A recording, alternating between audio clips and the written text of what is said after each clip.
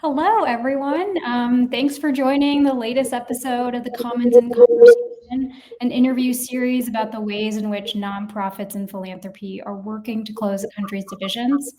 My name is Nandita Raghuram. I am the Deputy Opinion Editor at the Chronicle of Philanthropy.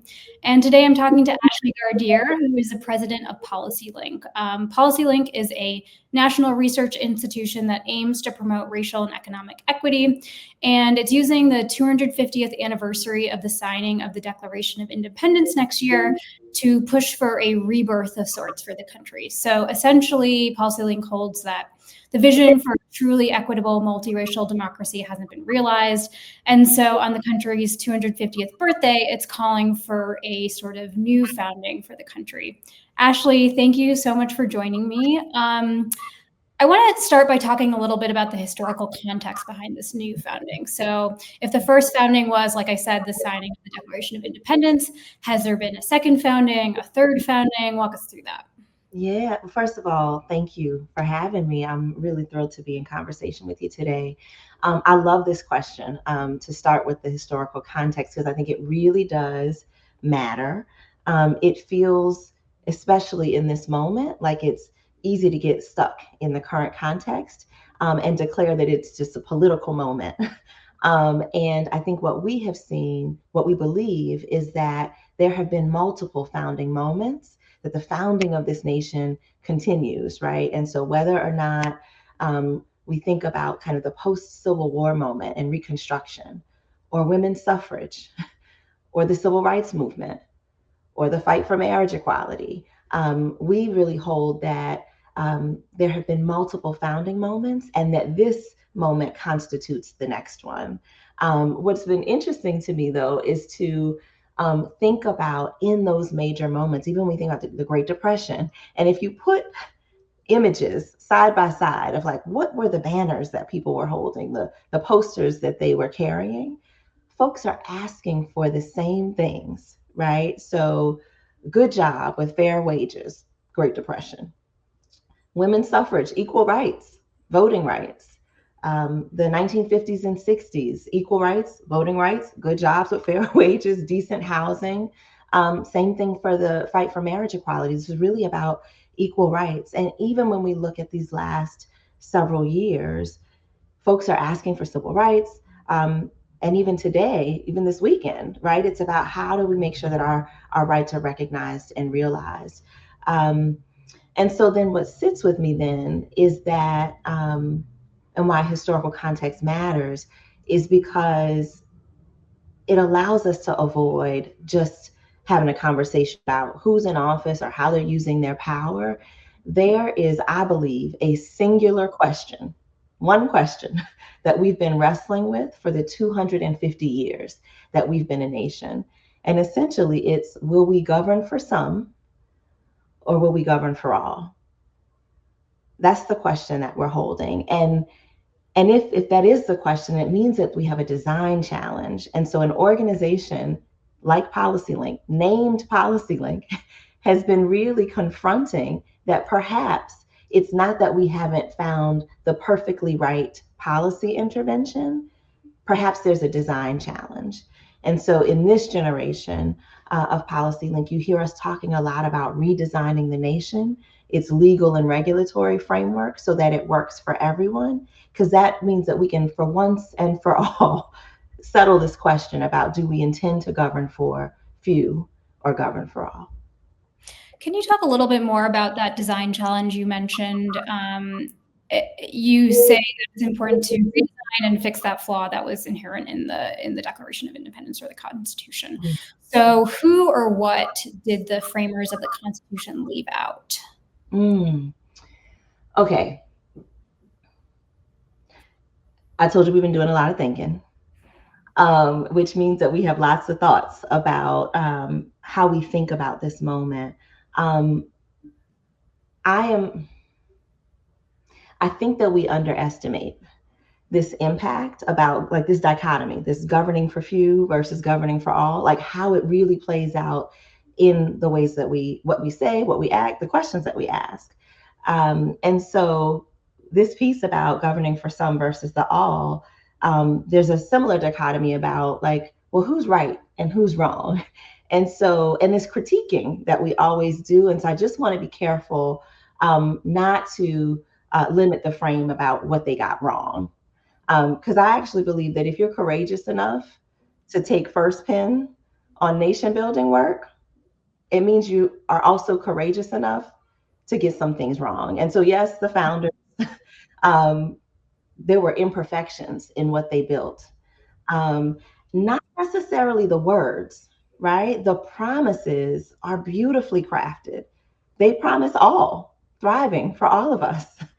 The question was then what we designed underneath it, did it meet that bar? And so first, I just want to acknowledge that that there were imperfections in what they built. But as we take up this founder stance ourselves, we can be sure that we will have imperfections too. And so I want to just, if we stay with this all piece just for a bit, I want to make sure that we see how our imperfections can match up to theirs, that meet up with theirs. So they said, yep, this is about all people. We all have these rights. And then they built something different, which really was meant for some people to win and others to lose. If we fast forward the tape to right, just in this generation that we've been in the seats and we've been leading, we can remember conversations in the equity movement, even amongst PolicyLink staff, where folks were like, okay, so when do we finally just get to work on behalf of Black and brown people? Mm-hmm. We had to have that conversation.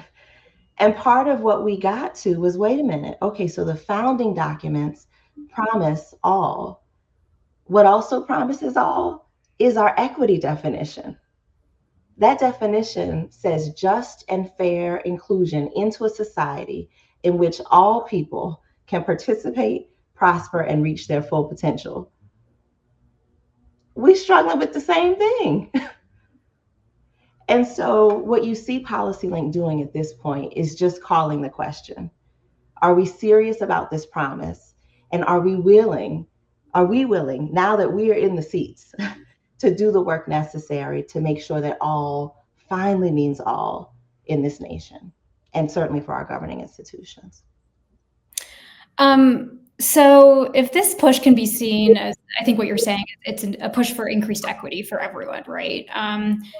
Can you bring it back to the present a little bit? Equity efforts right now are being targeted and they're also in retreat in some sense. So how do you see this moment and this effort from PolicyLink as part of the broader equity movement? And how can it work amid that pushback? How can it be successful? Part of what we're trying to signal is that everything gets way easier when we're clear about what we're talking about. And so I think we can acknowledge that every single word has come under attack. Diversity, equity, inclusion, belonging, woke, right? And the reason that I really want us to stay here is because the only word that's left is all. And so the reason I don't want us to frame this around equity or is equity under attack is because at the end of the day, the question is, will we govern for all, right? And then will we hold ourselves accountable for delivering for all? That's it. And if we fall into the trap of the language game, then we can find ourselves on we're in debates and conversations. We don't even understand why we're there. And so I just want to be clear, that is the work. It's not a battle of words. It really is a conversation about what is the result that we're after. That's the first piece. And then when I go back to thinking about, I feel like I say that because I think that the temperature can come down if we stop getting entangled about the language. So PolicyLink, we have, as we think about this founding moment, we've started gathering images of Americana. This is just one example. So one of the pictures is of a grandfather fishing with his grandson. It's an American kind of thing. And when I sit with that image, it brings me back to the first images about what were people fighting for, right? In order for that grandfather to be able to be sitting on the pier with his grandson fishing, that means that we're delivering, and for that to be all of our grandfathers, right? The grandfathers and grandsons in all of our families, that means that he had a good job with a fair wage, that he was actually able to retire and not continue to have to work three jobs so that he'd have the time to spend with the grandson. That his basic needs, his ability to provide the basics for himself and his family meant that he had extra resources to purchase or rent the fishing pole, right? That all of these things. So I work at PolicyLink. We are brilliant. We have brilliant colleagues here, right? And sometimes we get so wonky that we forget like just the basics. And so I'm holding that image that is just basic Americana that brings us back to what it is that we're fighting for. So whether or not you want to use the word equity, whether or not, no matter what the language is around it, the work is, I think, what we all want in this nation, which is the ability to care for ourselves, to care for our families, and that there are not uh, barriers that are constructed to keep us from that. All so that grandpa and grandson can sit on the pier and go fishing together. That's what this is really about. Sure. And taking it back to something you said in the beginning, how does the word all, like, how does that avoid some of the traps that might come with a word like equity? And why is framing PolicyLink's efforts as something for everyone? It's a new founding for all people in this country. Why is that sort of framing? Why can that potentially be more successful than equity or diversity? Yeah. Well, first off, it's the promise. It is the original promise, right? And so I think there's clarity there that, wait a minute, the most patriotic thing that we can do in this moment is work on behalf of everyone's thriving. So, separate from being strategic, it just is the original promise. And I think because it's the original promise, it's the perfect reminder. But then, as a policy organization who gathers data year over year, right? The other thing that all keeps us honest about is whether or not all is really just like, oh no, it's really just a little small group of people who we'd always been talking about, or does it give us the freedom now to just let the data tell us who to serve? Right now, we don't have to be in deep arguments about winners and losers frame. Instead, if all means all, well, then let's just put the data up. The data in New Orleans says we got to serve this set of people. The data in Wichita, Kansas says we got to serve this set of people, right? Because that's where the gap is. And so I think it's freeing. It really is liberating to be able to get outside of political ideology and just go back to the basics. My children understand all, right?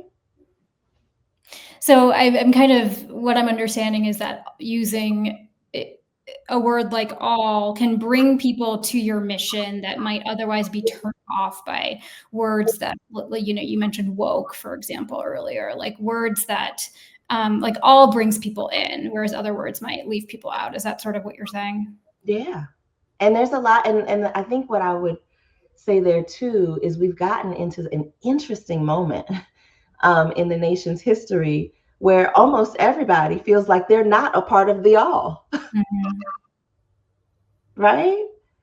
I think there were seasons in the nation's history where folks were worried about, like, well, maybe they just are talking about Black people or they're just talking about brown people.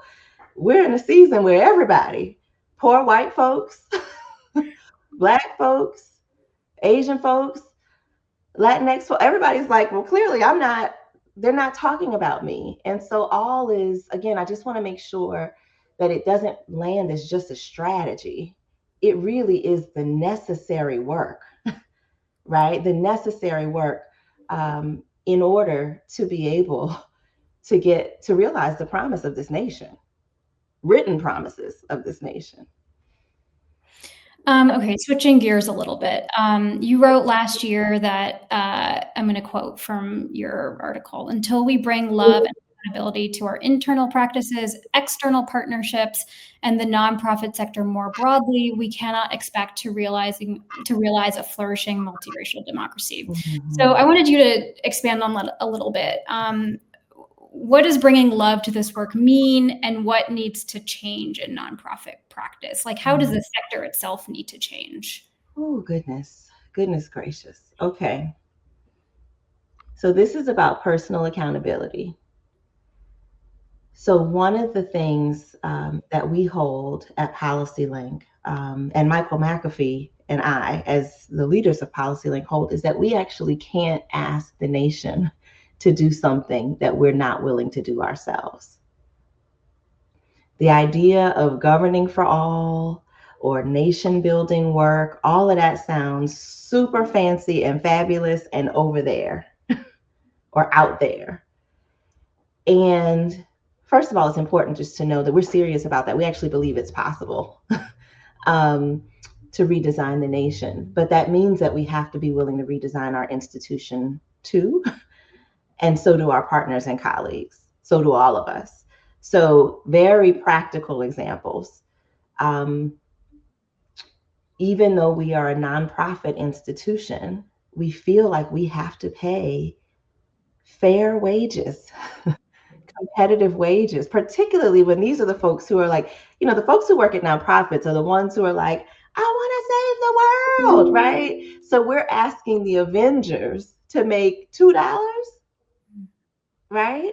So the first part is just about how we think about compensation, salaries. And we think that we have to be competitive. And if I'm honest, we try to compete with corporate wages, right? Because we want the best minds, the best and brightest working on these really challenging questions. The second is around benefits. We pay 100% of people's medical benefits. Number one, because we want you to feel free enough to bring all of your brilliance, your best ideas, not be feeling like you're stretched between work, saving the world for $2, and your family's needs. That's an unfair exchange. That's not a fair trade. We have reset weeks. So in addition to unlimited leave time, there are times in the year, at least twice, that we just shut down for a week and allow everyone to reset, to restore, to renew, because these are hard times. These are hard times. And anybody who's ever taken a break or gone on a family vacation, even if it's just 3 days, you come back and you have 37,000 emails in your mailbox. And so this for us is a way to say, okay, so if you don't believe us on like encouraging you to step away and just take a moment to care for yourself and your family, okay, well then we just won't even make it optional. Like, let's just all stop and ensure just a quiet moment so that we can come back refreshed and continue to do the work. Now we have a long ways to go. Again, if you're courageous enough to take up first pen, you're courageous enough to get things wrong. We are not a perfect institution. We're still trying to find the right balance between how do we engage the staff in our internal policy making, right? That there's a committee for the 401ks. There's a committee helping us to think about IT security and what platforms we use. All of those things matter, and that's what democracy looks like. And so how do we use that? How do we practice that inside of our organization? Number one, just for credibility, as we try to demand that the nation do the same. But the other thing that I'm learning, there are real lessons, because that's not easy to do, particularly inside of an organizational or institutional structure, a nonprofit structure. And so the lessons that we learn, particularly from the times that we get it wrong, I think are going to be the very lessons we're going to need as we try to take up this nation building work too. Sure. And you walked us through what is happening at PolicyLink to encourage, to help bring accountability and love to your internal practices. Can you zoom out a little bit? Like, what needs to change on a sector level for that to happen?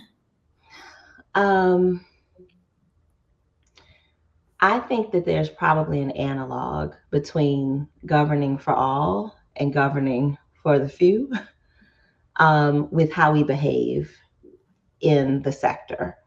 That overarching framework, still what it produces is scarcity mindset, competition, this notion of rugged individualism, talk about Americana, right? And so I think as a sector, we're still trying to build a muscle about like, you're my colleague, you're my peer, you're my partner, you're not my competitor, right? In challenging moments, just in my career, let's call it, oh Lord, I'm telling my age. Let's call it the 25 years that I've been working, right? When things get tough, in moments of crises, our natural inclination is to like hunker down and like, I got to figure it out first, or whatever role I've chosen is the right role, and whatever you're doing is the wrong role, right? I actually believe in this founding moment that we're in, we need all the roles, all of them, right?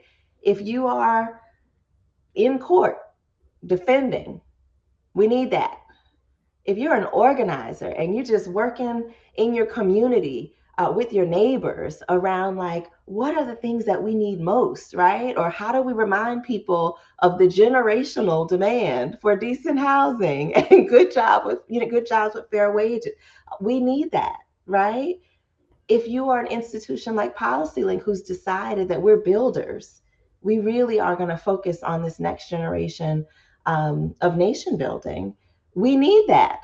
And so I think if we kind of break out of the scarcity mindset, the rugged individualism, and really recognize this is an all consciousness that we are taking up. It's not just about governing for the all, but like literally how we move about in the world is around everyone's thriving, then I think that allows us, even as a nonprofit sector, to find each other and to say, okay, so I'm not going to be running point on organizing, but there's a part of our building work, this legal and regulatory framework, this new legal and regulatory framework that we're taking up, that will be supportive of your organizing work and your local advocacy, right?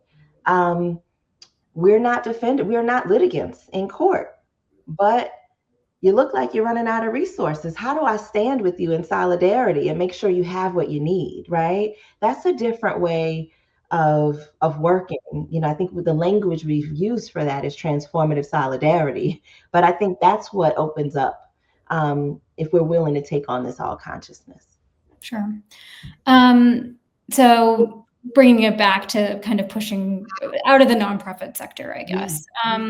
Some of that can feel a little abstract or maybe out of reach. So I'm wondering, like, what sort of interventions can actually push forward a truly multiracial democracy? Like, and have you gotten to the point where actually like, this needs to happen, this needs to happen, this needs to happen? Yeah.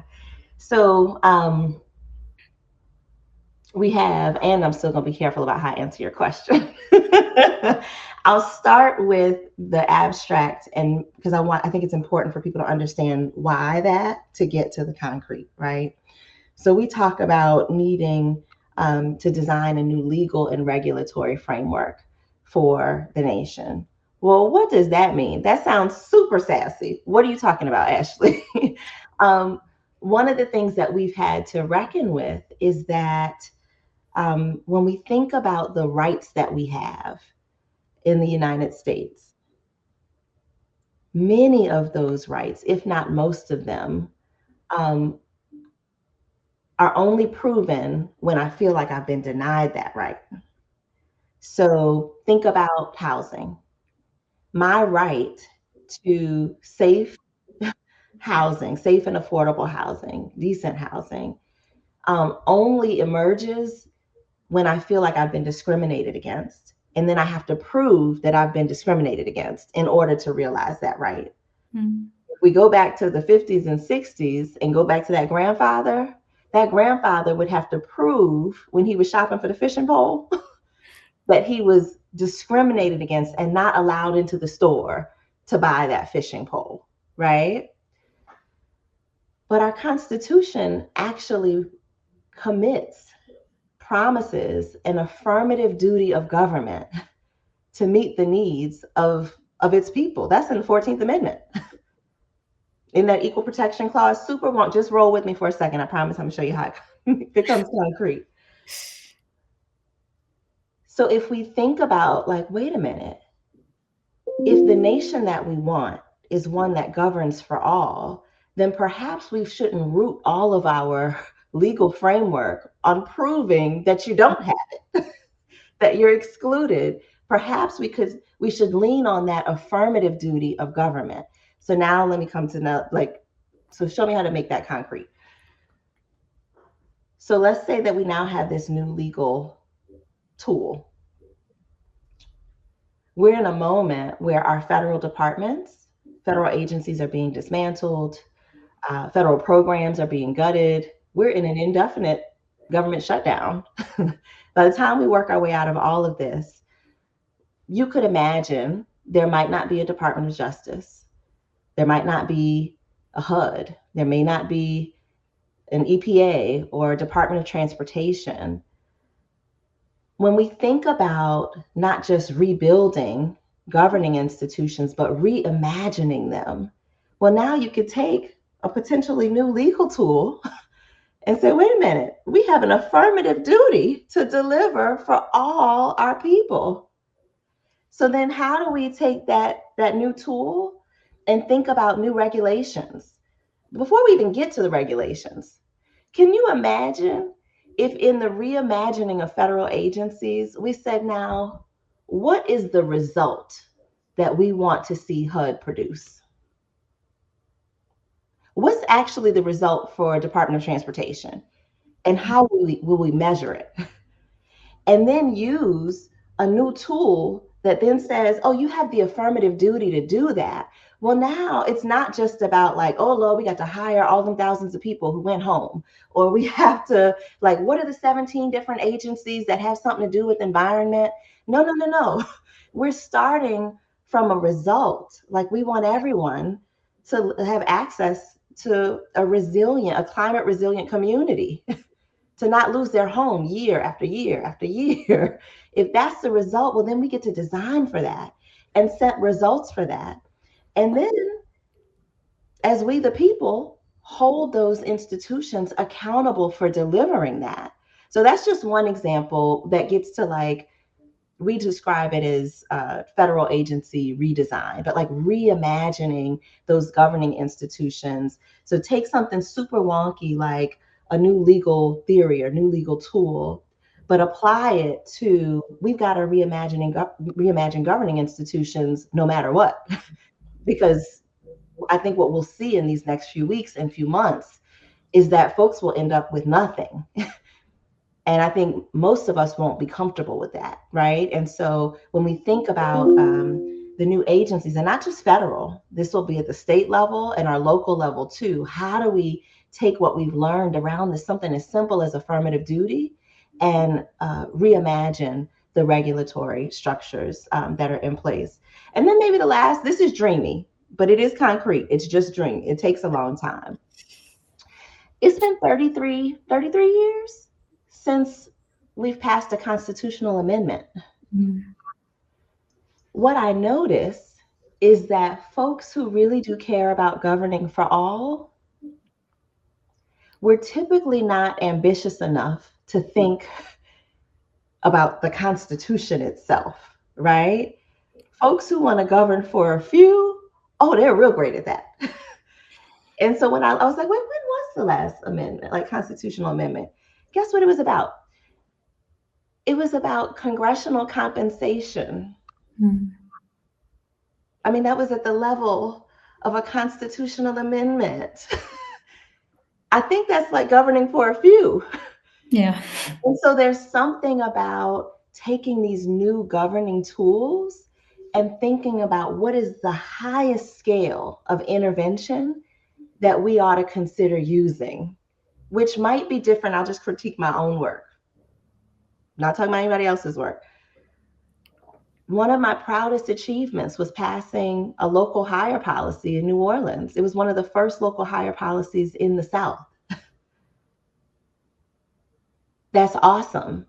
And it'll never get us to close the gap on the 85 million people who are economically insecure in this nation. I have to shift the altitude of intervention using these new governing tools. So one super practical example I think that people can feel right now is like how we think about our governing institutions, how we reimagine them, and that they would be results driven. That would be huge, right?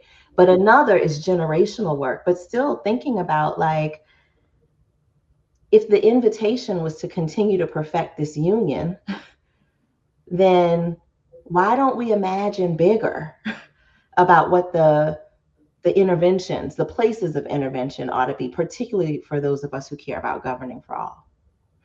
I wanted to ask about, you said it's been 30 some years since a constitutional amendment has been passed.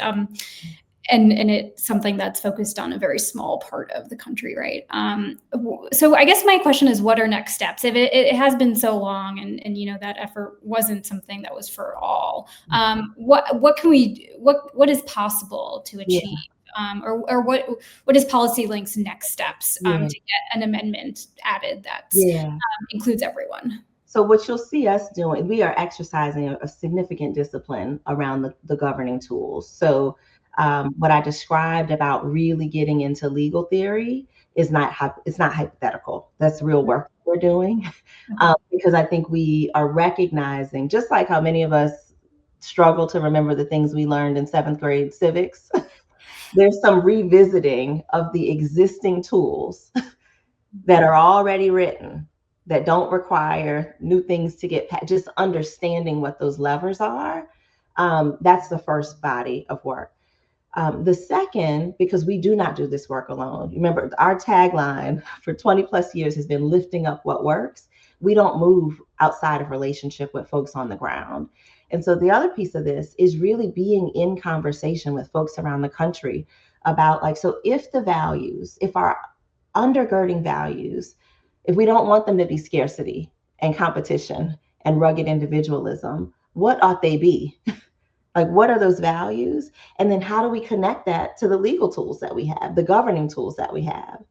And then from the legal piece, it moves to then like, so then I think if we've activated folks all around this country, what they're demanding is a different kind, new standards for governing that really are undergirded by kind of durable, enforceable legal tools.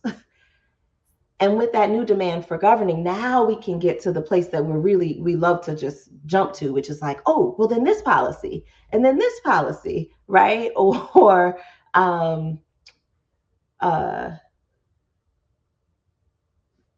the typical policy solutions that we know how to shape. We don't have an ideas challenge. That's why I was started with the posters and the banners.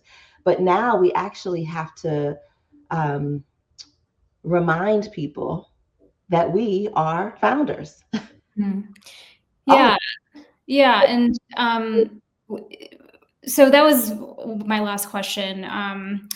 What does it mean to be a founder of the country? Because I know through this work that PolicyLink is inviting people to be co-founders for this new vision.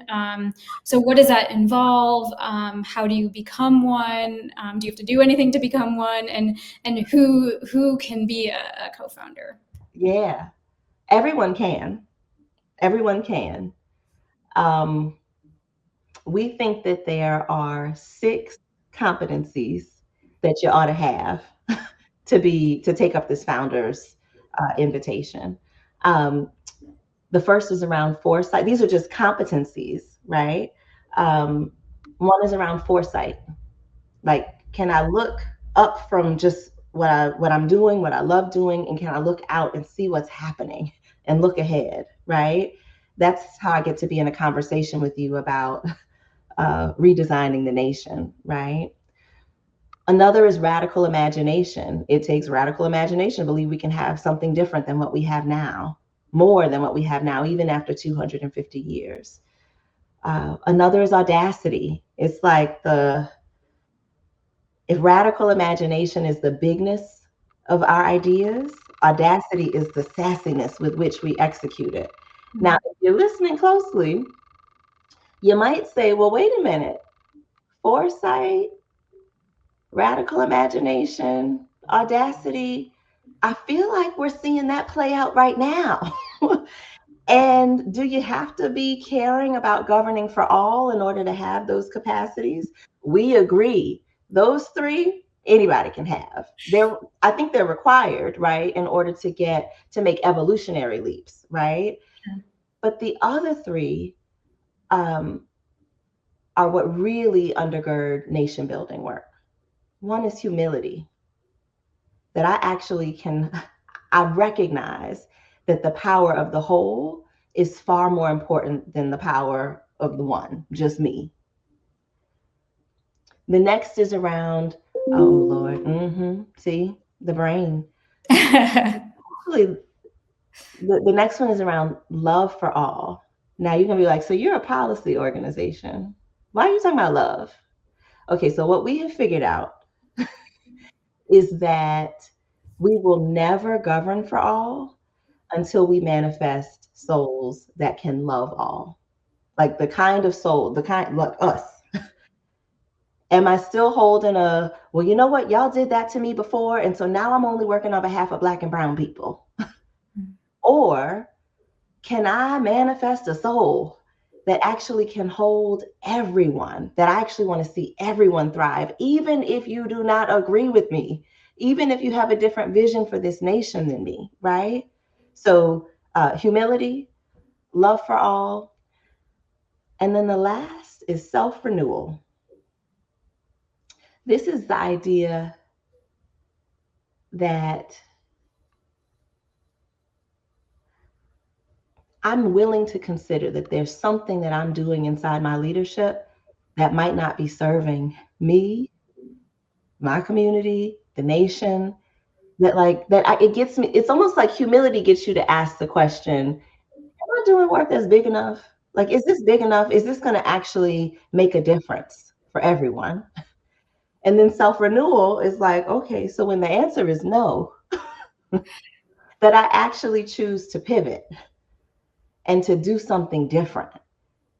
Sometimes even make new friends, build different relationships, new partnerships, aim for something bigger than just my policy win down here, but believe that I could actually shift the trajectory of this nation. So those are the competencies that we think are important. And we do think that anyone can have them. And I'm sure I probably shouldn't say this, but I will. Sometimes it's like, well, really, you're just talking about people in institutional seats. One could argue that those of us who sit in institutional seats are too comfortable anyway.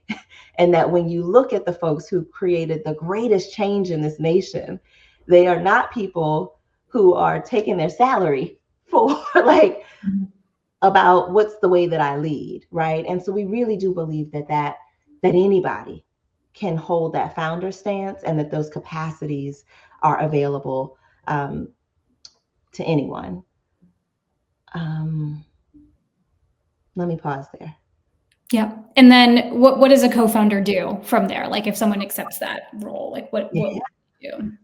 Well, you find other people who also care about this nation and believe that it can deliver for everyone. And you pick your role. I said earlier, there's not a wrong role.